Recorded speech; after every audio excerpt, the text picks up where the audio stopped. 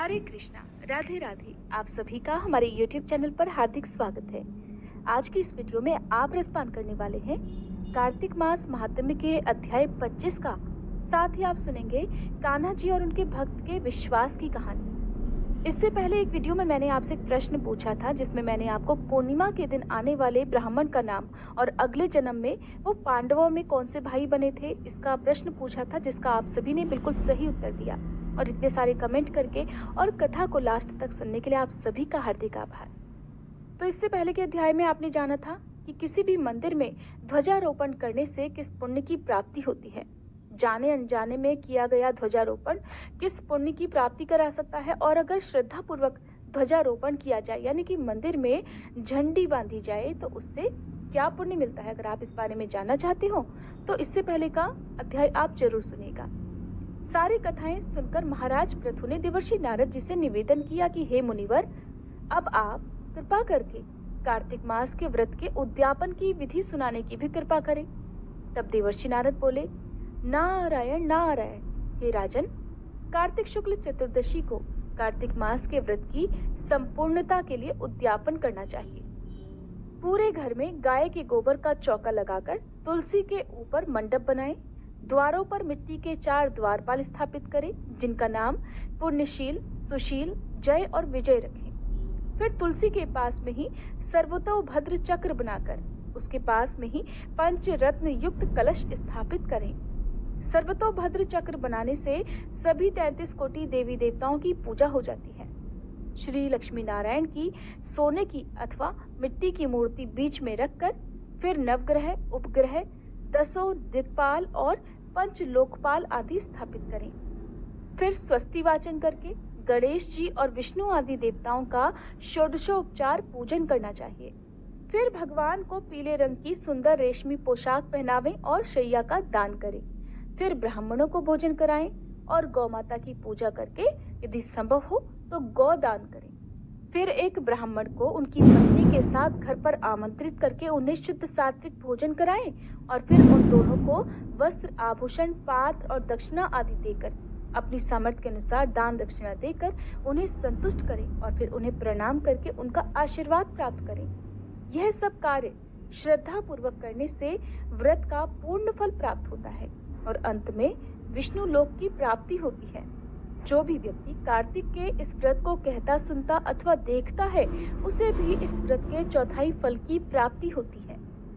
इस प्रकार उद्यापन का पूर्ण विधि विधान बतलाने के पश्चात श्री सूत जी महाराज बोले कि हे ऋषियों, अगर किसी में उद्यापन की सामर्थ्य ना हो तो कुछ ब्राह्मणों को भोजन करा दे।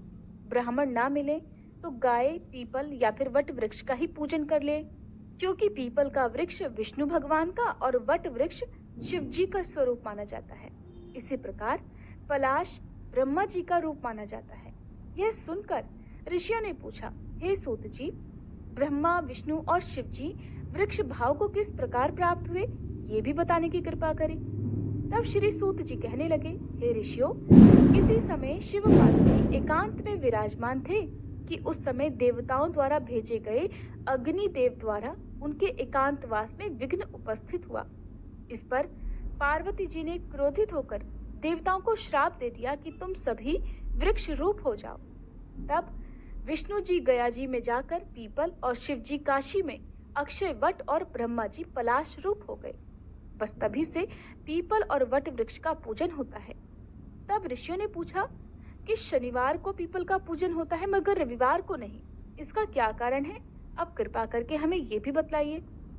ऋषियों के प्रश्न को सुनकर श्री सूत जी महाराज कहने लगे कि हे ऋषियों, समुद्र मंथन के समय 14 रत्नों में से कौस्तुभ मणि और लक्ष्मी जी को प्राप्त करने के बाद भगवान विष्णु लक्ष्मी जी से विवाह करने को तत्पर हुए। तब लक्ष्मी जी ने भगवान से कहा कि प्रभु, मेरी बड़ी बहन दरिद्रा अभी अविवाहित है, पहले उनका ही विवाह होना चाहिए। यह सुनकर भगवान विष्णु ने लक्ष्मी जी की बड़ी बहन उद्दालक ऋषि को सौंप दी। यद्यपि दरिद्रा का रंग काला, नेत्र लाल और बाल बिखरे होने के कारण वह बहुत ही कुरूपा थी, फिर भी भगवान की आज्ञा मानकर उद्दालक ऋषि दरिद्रा को अपने आश्रम में ले आए। आश्रम में आकर दरिद्रा ने देखा कि वहां तो वेद पाठ और हवन आदि हो रहा है। ये देखकर उसने मुनि से कहा, मैं ऐसे स्थान में रहने की बजाय उस स्थान में रह सकती हूँ जहाँ चोर, जुआरी और ब्राह्मणों का अपमान करने वाले लोग रहते हों। दरिद्रा की यह बात सुनकर उद्दालक ऋषि तो बहुत ही दुखी हुए और फिर उसे वहीं छोड़कर ये कहकर चले गए कि मैं तुम्हारे लिए कोई उपयुक्त स्थान देखकर आता हूँ जहाँ तुम आराम से रह सको। ऋषि के जाने के बाद कुछ देर तक तो दरिद्रा ने उनकी प्रतीक्षा की। जब काफी देर हो गई, ऋषि वापस नहीं लौटे तो वह रोने और चिल्लाने लगी। तब लक्ष्मी जी ने भगवान से कहा कि हे भगवान, ऋषि द्वारा त्याग दिए जाने के कारण मेरी बहन दरिद्रा अत्यंत दुखी हो रही है, इसलिए आप जाकर पहले उसे शांत कीजिए। तब विष्णु भगवान लक्ष्मी जी सहित वहां आकर कहने लगे कि हे दरिद्रे, तुम पीपल में निवास करो। पीपल हमारा ही अंश है। जो कोई कार्तिक की पूर्णिमा को पीपल का पूजन करेगा वह हमें प्राप्त होगा और उसके यहाँ लक्ष्मी जी का वास होगा। जो शनिवार को सूत लपेटकर तुम्हारा पूजन करेगा उसके सभी मनोरथ सिद्ध हो जाएंगे, परंतु रविवार को जो भी तुम्हारा स्पर्श करेगा वह दरिद्री हो जाएगा। ऐसा कहकर भगवान लक्ष्मी जी सहित अंतर्ध्यान हो गए। श्री सूत जी कहते हैं कि इसीलिए रविवार के दिन पीपल के वृक्ष को स्पर्श नहीं करना चाहिए। सूत जी ने कहा कि जो भी इस कथा को पढ़ता है अथवा सुनता है उसे बद्रिकाश्रम यात्रा का पुण्य फल प्राप्त होता है। ऐसा कहकर श्री सूत जी महाराज कुछ क्षणों के लिए मौन हो गए और आज का अध्याय भी समाप्त हुआ। इससे पहले कार्तिक मास महात्म्य में एक जगह आपने कर्क चतुर्थी व्रत के बारे में सुना था और किसी ने कमेंट करके मुझसे पूछा भी था, तो मैं आज आपको बता दूं। एक तो समय से मैं आपके प्रश्न का उत्तर नहीं दे पाई, मुझे क्षमा कीजिएगा। कर्क चतुर्थी व्रत कार्तिक मास की चतुर्थी व्रत को कहते हैं, जो कि करवा चौथ का व्रत होता है। बहुत सी जगह पर इसे करवा चौथ के नाम से जाना जाता है तो कुछ जगह पर इसे कर्क चतुर्थी के नाम से जाना जाता है। अगर आप इस कथा को सुन रहे हैं और आपके प्रश्न का यदि आपको आंसर मिल गया हो तो प्लीज मुझे कमेंट करके जरूर बताइएगा। और कार्तिक के महीने में दीपदान कैसे करना चाहिए, जिन लोगों ने भी कार्तिक मास महात्म्य की कथाएं सुनी हैं, आप सभी से भी अनुरोध है कि अगर आपके पास समय हो और आपकी श्रद्धा हो तो आप वैकुंठ चतुर्दशी के दिन दीपदान अवश्य करें। दीपदान करने से आपको पूरे साल में किए गए दीपदान का पुण्य फल प्राप्त हो जाता है। कार्तिक का महीना बहुत पवित्र होता है, ऐसे में सभी को इस दिन दीपदान अवश्य करना चाहिए। इस दिन किए गए दीपदान से पितरों को तृप्ति मिल जाती है, पितर बहुत प्रसन्न होते हैं। घर परिवार में खुशियां हो या दुख हो, वो सब पितरों का ही आशीर्वाद या पितरों का ही श्राप होता है। तो कार्तिक के महीने में यदि आसपास गंगा जी में जाकर या तालाब, नदी किनारे आप दीपदान नहीं कर सकते हैं तो आप घर पर ही गंगा जी का दीपदान कैसे कर सकते हैं, इसके लिए आप हमारे चैनल पर अपलोडेड वीडियो जरूर देख लीजिएगा, जिसमें आपको मैं खुद से पूजा विधि के माध्यम से करके दिखाऊंगी कि दीपदान कितनी बत्तियों का और कैसे किया जाता है। अब सुने कान्हा जी और उनके भक्त के अटूट विश्वास की कहानी। एक बार एक संत थे और वो भगवान कृष्ण के परम भक्त थे। भगवान की मानसिक पूजा किया करते थे। उन्होंने भगवान कृष्ण के साथ पिता और पुत्र जैसा संबंध बनाया हुआ था। वो इस प्रकार ऐसा विचार करके कान्हा जी की पूजा करते थे कि कान्हा जी मेरे बालक हैं और मैं उनका पिता हूँ। जैसा कि मैंने आपको एक बार बताया था कि हम कान्हा जी की पूजा तो करते हैं लेकिन मन में हमारे कुछ भाव जरूर होते हैं। कान्हा जी हैं ही ऐसे कि हर कोई उनके साथ अपना अलग ही संबंध रखना चाहता है। कोई उन्हें अपने बेटे के रूप में, कोई उन्हें अपने पिता के रूप में, कोई सखा के रूप में, कोई पति के रूप में, तो कोई उन्हें भगवान के रूप में, और छोटे छोटे बच्चे तो उन्हें अपने बेस्ट फ्रेंड के रूप में उनकी पूजा करते हैं। तो ऐसे ही संत जी ने कान्हा जी से अपना जो संबंध बनाया था वो एक पिता और पुत्र के समान था। वो हर रोज कान्हा जी को उठाते, भोजन कराते, गोद में खिलाते और अपना पूरा वात्सल्य, पूरा स्नेह भगवान पर उड़ेल देते। कभी कहते, अरे कान्हा मेरी दाढ़ी छोड़ो, क्यों नोच रहे हो, और मन ही मन इस प्रकार से विचार करते कि कान्हा उनकी दाढ़ी नोच रहा है और वो कान्हा को पकड़ने के लिए उसके पीछे पीछे भागते। हर समय उनके मन में सिर्फ कान्हा ही कान्हा बसे रहते। खाते पीते, सोते उठते बैठते वो हर समय कान्हा से ही बात किया करते। उनका तो जैसे एक एक क्षण, उनकी एक एक सांस सिर्फ कान्हा जी को ही समर्पित थी। कान्हा जी की भक्ति में पूरे संसार को संत महाराज भूल गए। हर समय बस कृष्ण की भक्ति में ही रमे रहते। एक बार संत जी अपने शिष्यों से कहने लगे कि मैं कभी भी गंगा स्नान करने नहीं गया। तो शिष्य कहते, गुरुजी आप काशी में चले जाओ।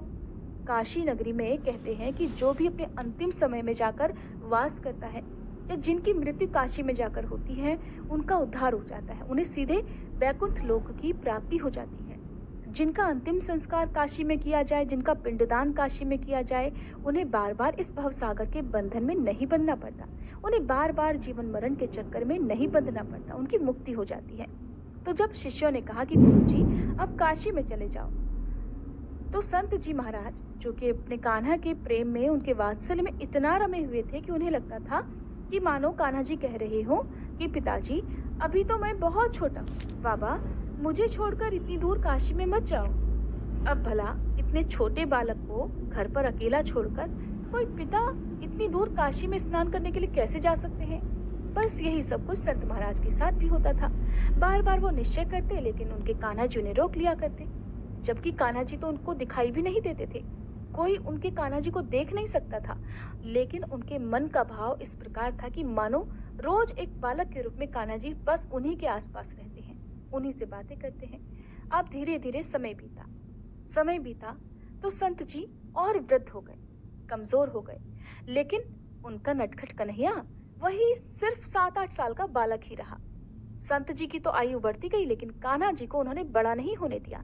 बस वो छोटे बालक की तरह उनसे प्रेम करते रहे, अपना वात्सल्य उन पर लुटाते रहे। उनका वात्सल्य अभी भी कान्हा जी के बाल रूप में ही था। कान्हा जी की पूजा लोग कई तरह से करते हैं, उनके छोटे रूप की ही पूजा करते हैं। लड्डू गोपाल जी को लोग घर में इसलिए रखते हैं कि कान्हा जी बस कभी बड़े ना हो, छोटे से बालक के रूप में उनके घर में सदा विराजमान रहे। तो कुछ ऐसी ही भक्ति संत महाराज की भी थी।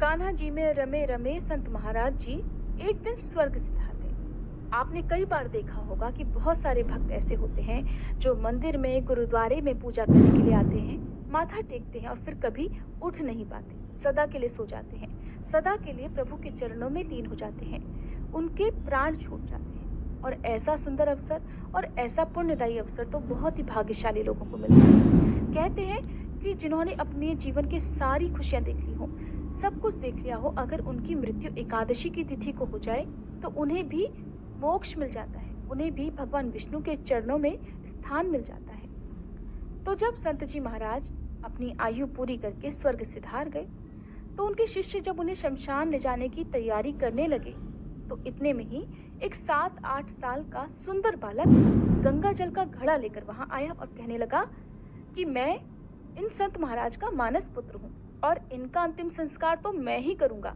अब हमारे हिंदू धर्म में तो ये मान्यता है कि अगर किसी की मृत्यु हो जाए तो उनका यदि कोई पुत्र है तो पुत्र को ही अंतिम संस्कार करना चाहिए।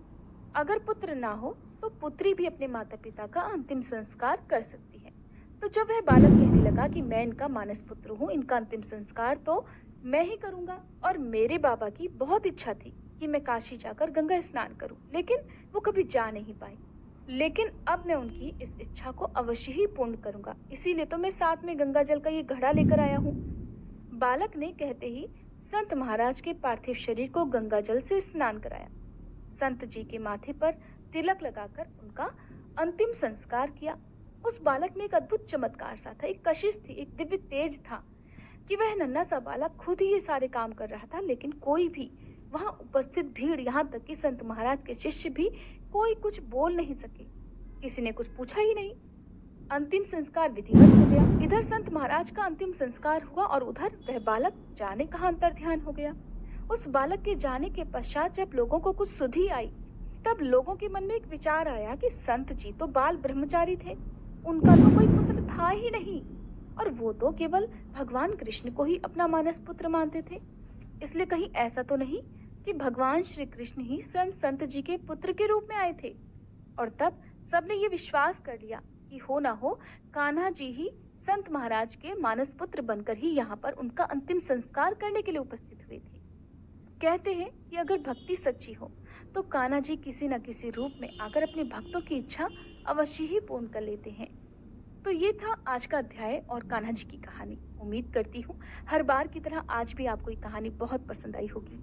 अगर हो सके तो आप में से जो लोग भी हमसे कार्तिक महीने में जुड़े हुए हैं, प्लीज़ मुझे कमेंट करके ज़रूर बताइएगा कि क्या आप सभी मार्गशीर्ष महीने में अब तक के रुके हुए भागवत कथा के अध्याय सुनना पसंद करेंगे। उससे पहले आप हमारे चैनल पर अब तक अपलोडेड भागवत कथा के जितने भी अध्याय हैं, वो डेली सुनना प्रारंभ कर लीजिएगा, ताकि फिर मार्गशीर्ष के महीने में हम सभी एक साथ मिलकर इन कथाओं को पढ़ और सुन सकें।